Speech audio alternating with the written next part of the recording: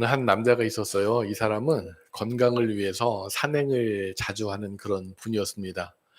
그런데 뭐 한 산만 게 아니라 이산 저산 도전하면서 등산하는 걸 좋아했어요. 그래서 이날도 전혀 가보지 않은 생소한 산을 이제 열심히 올랐습니다.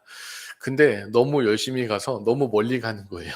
그래서 그만 길을 잃고 말았어요. 그래도 평상시에 산을 자주 다녔으니까 이렇게 내려가면은 이제 곧 내려갈 수 있을 거야라는 그런 생각으로 열심히 내려갔는데 해가 지니까요. 너무 갑자기 이제 껌껌해지는 거예요. 그래서 야, 조금 서둘러야 되겠다 싶어 가지고요. 서두르다가 그만 발을 헛디뎌 가지고요.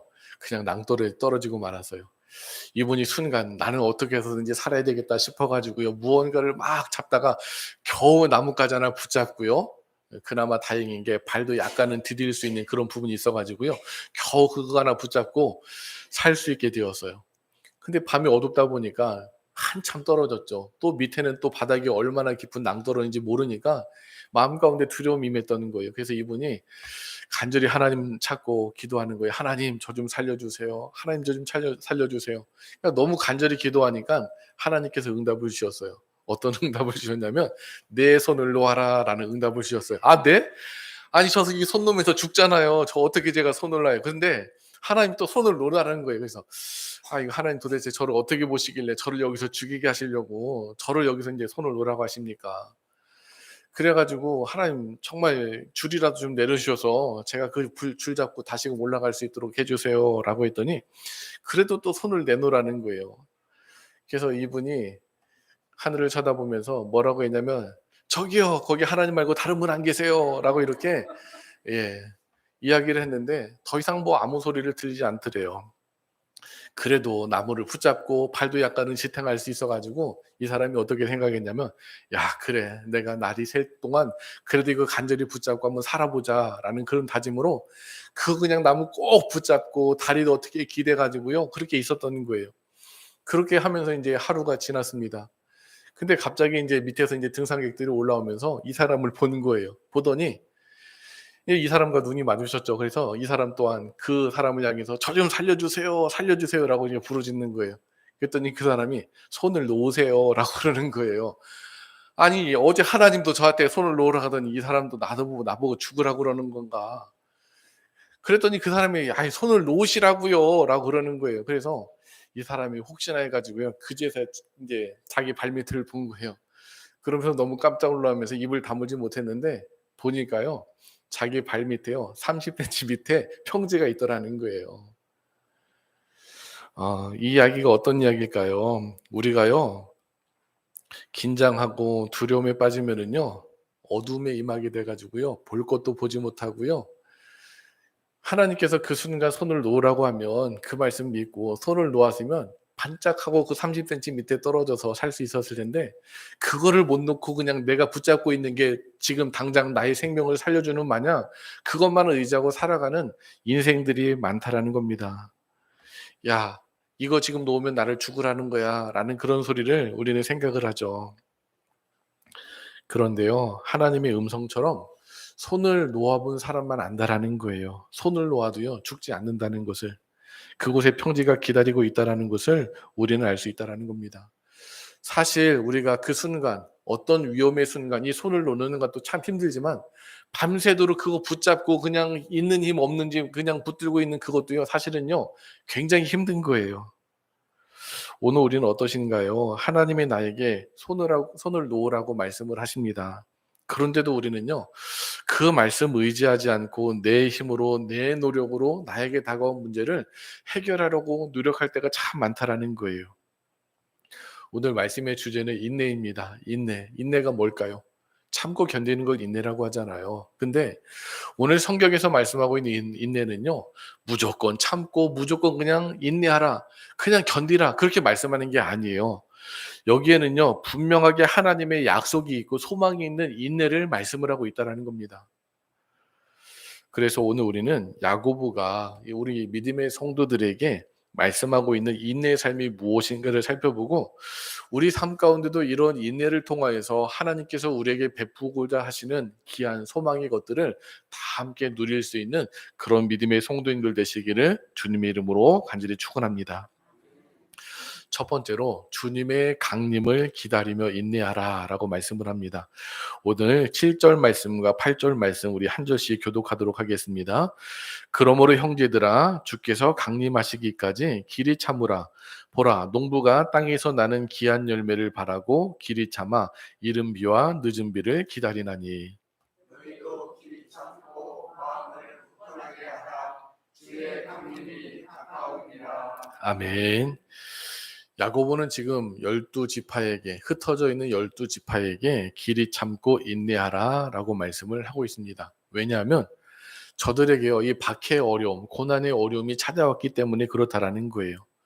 저들은 믿음이 있었기 때문에 흩어졌고 그곳에서도 믿음을 지키려고 하는데 갑자기 인생의 어려움과 고난이 닥치게 되니까 어떤 고민에 빠지게 되냐면은 내가 믿는 이 믿음이 진짜인가 가짜인가 의심이 든다라는 거예요. 우리가 이런 의심에 든다라면은 우리 마음은 쉽게 무엇에 빠지게 되느냐면 절망에 빠지게 됩니다. 야고보가 지금 그 순간을 잘 캐치를 하는 거예요. 영적으로. 야, 이 사람들 지금 가만히 내뒀다가는 절망에 빠지겠구나라고 생각을 해가지고요. 야고보는 저들에게 소망의 인내를 가지라. 주님께서 강림하실 때가 가까이 왔다라고 하시면서 주님의 나라를 생각하면서 인내할 것을 지금 권면하고 있다라는 겁니다. 그러면서 야고보는 저들에게 농부의 비유를 들어서 말씀을 합니다. 농부는요, 결국은 땅에다가 곡식을 심어서 그 열매를 바라보는 사람이 농부잖아요. 그 농부는 그거를 심고 길이길이 참는 인내의 마음을 갖고 있잖아요. 왜? 내가 이거를 심으면은 결실을 할 것이라는 분명한 그동안의 경험과 삶을 통하여서 그런 마음이 있는 거예요. 봄에 씨를 뿌리면 가을에 걷는다라는 그런 마음이 있잖아요. 근데 이스라엘은요, 이른 비와 늦은 비가 내렸거든요. 근데 우리가 이른 비는 봄에 내리는 비고 늦은 비는 뭐 가을에 내리는 비라고 생각하는데 이스라엘 사람들이 생각하는 이른 비는 10월 말쯤에 내리는 비를 이른 비라고 생각했습니다.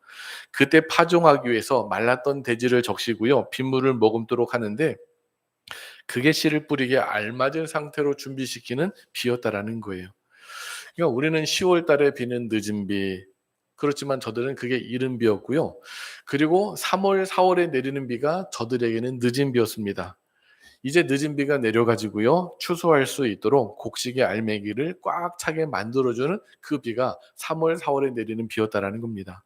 그래서 이스라엘 사람들은요. 이 이른 비와 늦은 비가 적절하게 내리지 않으면 제대로 추수할 수가 없었습니다. 지금처럼 뭐 펌프를 파가지고 물을 쏟아내는 것도 아니고 비가 내려야 땅이 젖고 뭐 관계 수로를 만드는 것도 아니고 그러니까 오로지 의지할 수밖에 없는 게 하늘에서 비를 내려주는 것. 이른 비가 내려야 파종할 수 있고 늦은 비가 내려야 곡식을 추수할 수 있었던 그런 시기였다라는 겁니다. 저들이 궁극적으로는 열매를 바랬지만 그 중간에는 무엇을 바랬어요? 비를 바랬다라는 거예요. 이것이 우리 신앙인들에게 무엇을 의미하냐면은 결국 주님께서 강림하실 겁니다. 이 땅에 다시금 재림하실 거예요. 그렇지만 그거는 최종적인 사건이고요. 중간중간에 우리에게 이른 비와 느린 비를 내려주셔서 우리가 삶에 힘들고 어려움이 찾아왔을 때 그 단비를 통해서 우리 영혼을 적시시고 우리 영혼을 회복시켜 주신다라는 겁니다. 그러므로 우리는 주님의 재림을 기다릴 뿐 아니라 우리가 그 기다림의 인내 속에서 우리에게 은혜를 베풀어 주시고 도와주시는 이른 비와 늦은 비와 같은 그 은혜를 사모하면서 최종적으로 주님의 오심을 기다리는 그런 믿음의 마음을 갖고 있어야 된다. 그래서 7절에 보면은요. 주께서 강림하시기까지 길이 참으라라고 말씀하고 있고요. 8절에서도요. 주의 강림이 가까우니라라고 말씀을 합니다. 그러면서 야고보는 성도들에게 길이 참고 마음을 굳건하게 하라라고 말씀을 합니다. 근데 여기서 참으라라고 사용된 단어가 헬라어로 마크로티메오라는 단어인데 이 오래 참음이라는 의미를 갖고 있어요. 그런데 성경에서 이 마크로티메오라는 단어는요. 사실은 언제 사용되냐면 하나님께서 우리 인생들을 향해서 오래 참으시는 그 마음을 표현할 때 이 마크로티메오라는 단어를 사용했거든요. 그런 다음에 나중에 우리 성도들이 주님을 바라보며 인내하는 삶을 살 때도 이 단어가 사용되었다라는 거예요.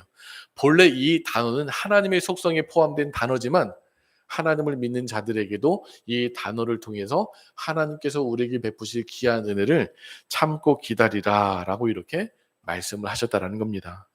그러니까 하나님은요, 사실은 우리가 구제불능이었잖아요. 그런데 우리를 구원하시기 위해서 오래 참으신 것처럼 믿음의 성도는 주님의 강림을 기다리면서 오래 참아야 된다. 그 가운데 하나님은 잊은 비와 이른 비와 늦은 비를 우리에게 허락해 주셔가지고 우리에게 소망을 주실 것이다. 두 번째로 원망하지 말고 인내하라 라고 말씀을 합니다. 우리 9절 말씀 우리 다 같이 한 목소리로 봉독하겠습니다. 형제들아 서로 원망하지 말라. 그리하여야 심판을 면하리라. 보라 심판주가 문 밖에서 계시니라. 아멘. 우리가 어려운 순간을 맞이하고 고난을 맞이하게 되면은 우리는요, 내 옆에 있는 사람들, 다른 사람들에게 원망의 화살을 돌립니다. 삶이 힘들 때 가장 빠지기 쉬운 죄가 무엇이냐? 원망하는 거예요. 특별히 야고보는 힘들고 어려운 문제 속에서 이 말로 죄를 짓는 것, 이 불평하고 원망하는 것을 하지 말 것을 지금 권면하고 있습니다. 이스라엘 백성들이 이 광야를 지내는 동안에 실패했던 가장 커다란 원인이 무엇이냐면은 하나님께 원망하는 거였어요.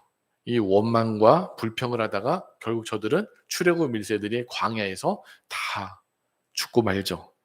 민수기 14장 22절 23절을 말씀을 볼 텐데 우리 말씀 한 절씩 읽겠습니다. 내 영광과 애굽과 광야에서 행한 데 이적을 보고서도 이같이 10번이나 나를 시험하고 내 목소리를 청종하지 아니한 그 사람들은 내가 그들의 조상들에게 맹세한 땅을 결단코 오지 못할 것이요 또 나를 멸시하는 사람은 한 사람도 그것을 보지 못하리라. 아멘. 이스라엘 백성들이 출애굽하고 이제 바로 이제 시내산 밑에 가서 1년 동안 거했어요. 1년 동안 거하면서 하나님의 율법도 받고 이제 성막 지은 것도 배우고 하나님과 언약 체결도 하고 그렇게 지내다가 다시금 하나님의 인도를 통하여서 가나안 땅 앞에까지 가데스 바네아까지 저들이 인도함을 받았습니다. 모세가 12명의 정탐꾼을 가나안 땅에 40일간 이제 정탐을 하게 했어요. 그래서 저들이 이제 정탐을 하고 12지파의 대표들이 다시금 돌아와서 보고를 하는데 정확하게 10대 1로 나누게 되었습니다. 10명은 저 땅은 분명 좋은 땅이지만 우리가 절대로 들어갈 수가 없다. 그렇지만 여호수아와 갈렙은 하나님이 우리와 함께 하시면 하나님이 우리에게 약속하신 땅이니까 우리가 들어갈 수가 있다. 근데 백성들은요, 여호수아와 갈렙의 이야기를 듣지 않고 10명의 이야기를 듣고 밤새도록 울면서 통곡하면서 여기까지 왜 우리를 인도했느냐, 여기서 우리를 죽이려고 하느냐라고 하면서 온갖 원망과 불평의 소리를 다 합니다. 그러자 하나님이 너희가 내게 이야기한 대로 내가 다 들었다라고 하면서 너희가 내게 이야기한 대로 내가 너희에게 그대로 행하겠다라고 말씀을 하신 거예요. 오늘 말씀, 이 읽은 이 말씀은 그 이후의 말씀으로 너희가 2년도 안 되는 그 사이에 내가 너희에게 얼마나 많은 기적과 놀라운 일들을 많이 보여줬느냐. 그런데도 너희들은 10번이나 나를 시험하며 불평하고 원망했다. 너희가 그대로 너희의 결과가 이루어질 것이다 라고 하면서 결국 그 출애굽 1세들이 한 명도 가나안 땅에 들어갈 수가 없었어요. 2명만 제외하고 여호수아와 갈렙만 제외하고. 그러니까 이스라엘 백성들은 출애굽하고 2년도 안 되는 그 사이에 계속해서 이 광야 속에서 하나님을 원망하고 불평했던 거예요. 하나님 말씀에 청종하지 않았던 겁니다. 우리가 힘들면 이렇게 가장 쉽게 범하는 죄가 뭐냐면은 불평하고 원망하는 거예요. 근데 우리가 힘들고 어려울 때 서로 힘든 거 다 알잖아요. 그때 조금이라도 격려의 이야기를 해주고 함께 기도하며 이 문제를 풀어가자라고 하면은 참 좋을 텐데 이게 쉽지 않다라는 겁니다. 그렇지만 우리 믿음의 성도들은 이러한 모습 속에서 제가 기도해 주겠습니다. 우리 함께 힘내십시오. 라고 격려해 주는 그런 믿음의 성도님들이 되시기를 간절히 소망합니다. 말할 수 있습니다. 르완다의 대학살 가운데 하나님을 발견하다라는 책이 있어요. 임마꼴레라는 여성이 지은 책인데요. 이 책은요, 1994년도 이 르완다라는 나라에서 내전이 일어났어요. 그 내전으로 인하여서 뭐 말하기는 뭐 50만 명이 죽었다, 80만 명 죽었다, 100만 명이 죽었다라고 이야기하는데 보통 아프리카는요, 이 여러 한 나라지만 여러 부족들이 형성을 해서 이루어지게 되었거든요. 특별히 이제 르완다라는 나라도요, 이 투치족과 후투족이 이 두 부족이 거대 부족이 있었어요. 이 투치족은 14% 그리고 후투족은 85%인데 사실은 투치족이 외세에서 침략을 해서 지배 계급으로 있었던 그런 부족이었고 그리고 이제 나중에 이제 후투족에 의해서 이제 대통령이 선출이 되었는데 후투족의 그런 대통령이 탄 비행기가 착륙을 할 때 이 투치족에서 암살을 하는 거예요. 비행기에 폭격을 가해서 그 비행기에 탄 사람들이 다 죽게 돼요. 그래 가지고요. 이 후투족이 들고 일어나는 거예요. 그래서 투치족을 50만 명을 살해하게 되는데 뭐 숫자마다 다 다릅니다. 인권단체들은 뭐 880만에서 뭐 100만 명이라고 이야기를 하는데 이때 엄청난 이제 사륙의 모습들이 펼쳐지잖아요. 그때 이 임마꿀레 알리바 기자라는 이 여성이 있었는데 이 대학교에 다니는 그런 여성이었어요. 근데 갑자기 뭐 자기 가족 다 죽임당했죠. 급히 도망가 가다가 어디로 도망을 가냐면 한 교회의 목사관의 그런 욕실에 들어가게 되는데 거기 자기 말고도 7명의 사람이 총 8명의 사람이 한 명 편안하게 쉴 수 있는 그곳에서 며칠을 숨어 지내냐면 91일간을 지내게 돼요. 근데 이 임마꿀레가 그 자그마한 그 욕실에서 뭘 발견하게 되냐면 하나님의 말씀 성경을 발견하게 됩니다. 그래서 그 말씀을 읽고 은혜 받고 이제 자기의 느낌 이제 91일간의 그런 지내면서 겪었던 그런 일들을 일기 형식으로 쓴 책인데 근데 이 임마꿀레가 그 하나님의 말씀을 통해서 하나님을 발견하게 되고 하나님을 체험하게 돼요. 정말 힘들고 어려운 상황이잖아요. 그런데 그 상황 속에서 임마꿀레는 어떻게 기도를 했냐면은 종종 하나님 나는 결코 희망을 포기하지 않을 겁니다. 라고 이 말을 반복하면서 하나님과 열심히 기도를 했다라는 거예요.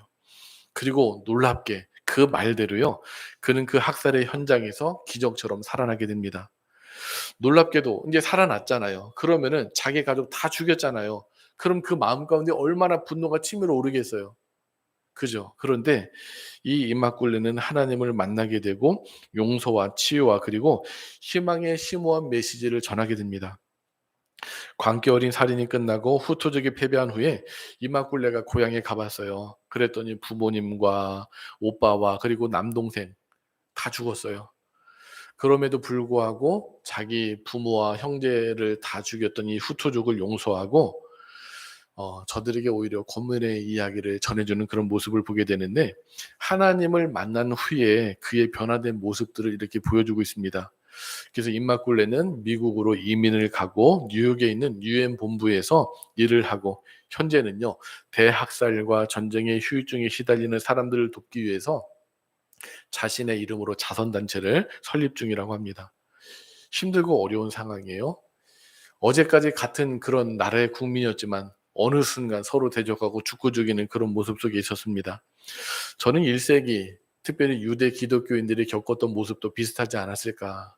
어제까지는 같은 유대교로 믿는 그런 같은 신자들이었어요. 그런데 이 사람들이 기독교로 개종한 다음에 어떤 모습이 펼쳐졌냐면 같이 어제까지 유대교를 믿었던 이 사람들이 변절자라고 생각해서 이 기독교인들을 엄청나게 박해하기 시작했다는 거예요.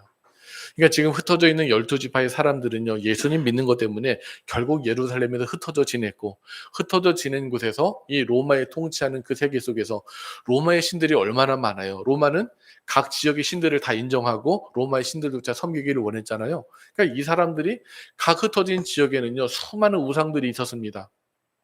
그런데 그 우상들을 섬기지 않고 예수님만 하나님만 섬긴다라는 건 참 어려운 일이었거든요.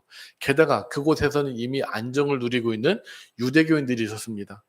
그러니까 로마의 종교를 믿지 않는 것도 저들에게 힘듦의 문제였지만 같이 옆에 있는 유대인들의 공격과 핍박과 박해가 더 큰 어려움으로 다가왔던 그런 현실이었다라는 겁니다. 그러니까 이런 문제 속에서 힘들고 어려움이 찾아오니까 이 예수 믿는 사람들의 마음 가운데는 그 소망이 점점 흔들리고 말게 되었다라는 거예요. 욥기가 굉장히 길잖아요. 근데 그 긴 과정이 뭐냐면 욥이 자꾸 자기 의를 드러내는 거예요. 자기 친구들이 와가지고 욥아 너 잘못했어. 너 하나님께 회개해. 너 죄졌기 때문에 그런 거야. 아니요 나 죄진 거 없어. 나 그냥 죄지지도 않는데 이 어려움을 당한 거야 라고 하면서 계속 자기 친구들하고 논쟁하는 게 거의 끝까지 이어져요. 그런데 만약에 욥이 자기의 부족함을 인정하고 하나님 앞에 솔직하게 고백했다라면은 그 욥도 금방 하나님의 귀한 은혜를 처음 했을 텐데 너무나 많은 시간을 보내게 되었죠. 근데 그럼에도 불구하고요. 우리가 욥에게 배울 게 딱 한 가지가 있어요. 그게 바로 무엇이냐면은 욥은 비록 불평하고 원망은 했을지라도요. 단 한 차례도 하나님의 존재에 대해서 의심하지 않았다라는 거예요. 그러니까 우리가 문제를 가지고 어디 앞에 나와야 되냐면 주님의 십자가 앞에 나와야 된다라는 거예요. 힘들고 어려운 문제가 있을지라도요. 아, 하나님이 안 계시니까 나에게 이런 어려움을 주시는 거야 라고 하는 게 아니라 하나님 앞에 나와서 하나님 저에게 왜 이런 어려움을 주십니까? 하나님 이 문제 좀 해결해 주세요. 하나님 앞에 나와서 울고 부르짖는 그런 믿음의 모습이 필요하다라는 겁니다. 11절 말씀에 보면요. 중요한 말씀이 등장하거든요. 제가 한번 읽어볼 테니까 한번 같이 눈으로 한번 보세요. 보라 인내하는 자를 우리가 복되다 하나니 너희가 욥의 인내를 들었고 주께서 주신 결말을 보았거니와 주는 가장 자비하시고 긍휼히 여기시는 이시니라. 여기요 야고보는요 인내하는 자를 어떻다라고 말씀 안 하나요? 복되다라고 이야기를 하죠. 그러면서 욥의 인내를 알고 있는 자들에게 너희가 욥의 인내에 대해서 들었다라고 이야기를 합니다. 우리 성도님들도 욥에 대해서 모르시는 분은 없으실 거예요. 그러면서 야고보가 하는 이야기를 잘 들어보세요. 주께서 주신 결말을 보았거니와. 중요한 것은요. 주님이 보여주신 결말이라는 거예요.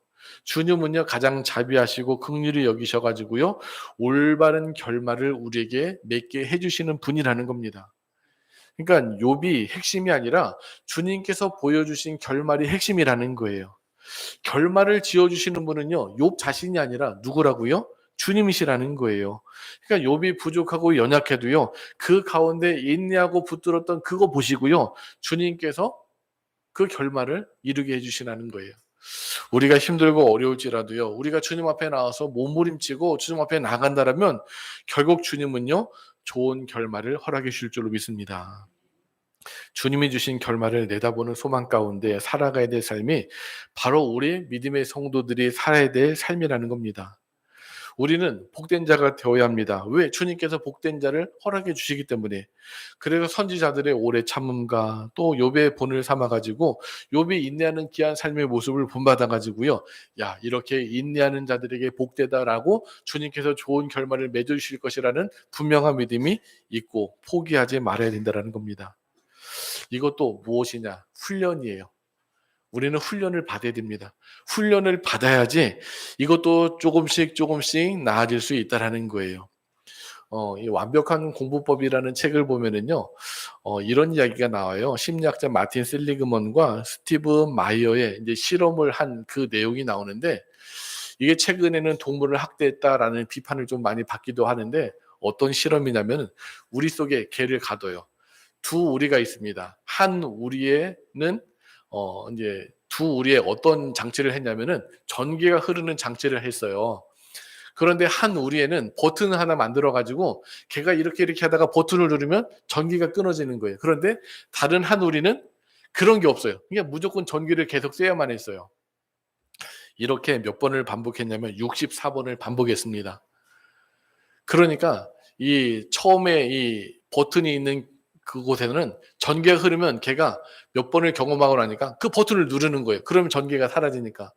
그리고 이쪽에는 뭐 아무리 발버둥 쳐도 전기가 흐르는 걸 막을 수 없으니까 그냥 그 전기를 그냥 계속 쐈어요.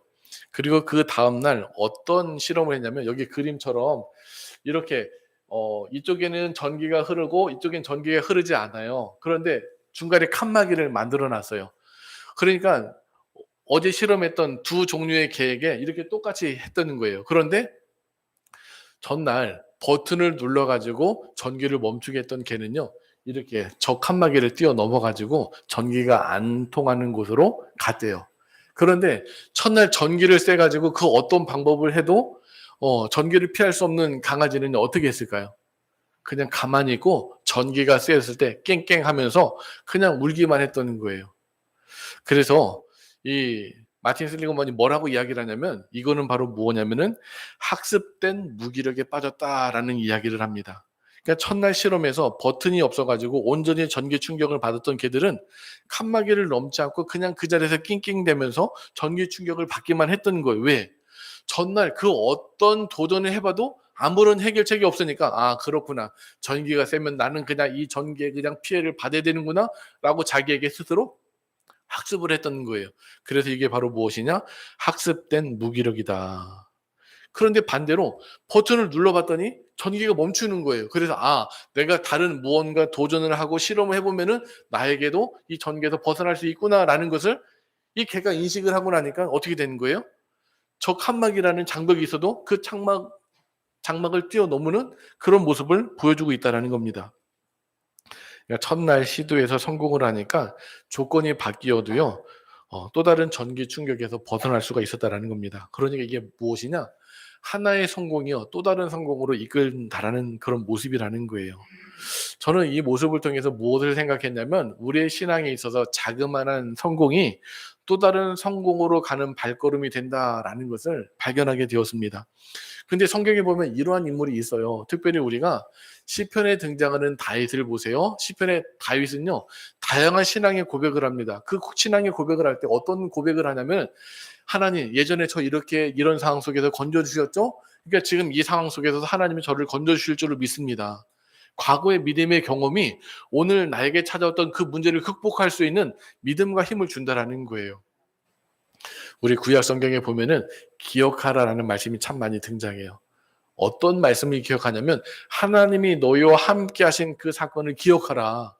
그러니까 특별히 이스라엘 백성들이 3대 절기를 지켰던 게 뭐예요? 하나님의 은혜 역사를 기억하고 기념해서 주님 앞에 나와서 하나님과 예배하는 모습으로 나아가라. 그런 말씀이거든요.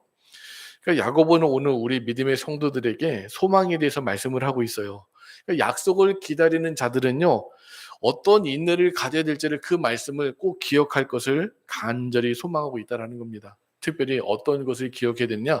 주님께서 다시금 이 땅에 올 것이다. 강림할 것이다. 힘들고 어렵고 앞길이 막막하시다라면 우리 눈앞에 있는 일들 때문에 불평하고 원망하지 마시고요. 주님 앞에 나와서 부르짖으시기를 간절히 소망합니다.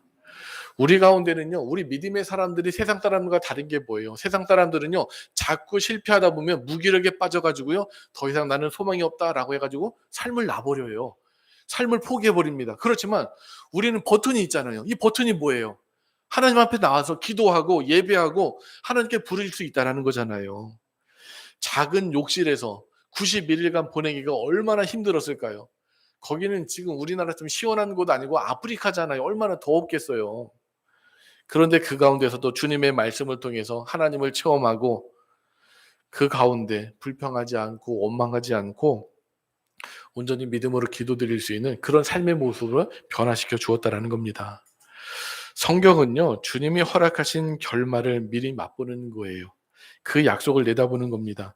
주님은요, 승리의 주님으로 이 땅에 다시 오실 것이다, 강림하실 것이다 라는 메시지를 우리 모든 믿음의 성도들에게 남겨주셨다는 겁니다. 그래서 너희들 이 땅 가운데 힘들지만 삶 가운데 포기하지 말고 소망을 가지고 살아라 라고 말씀하십니다. 그러면서 우리에게 이른 비와 늦은 비를 내려주시면서 인생의 어려움을 이기게끔 도와주신다는 겁니다.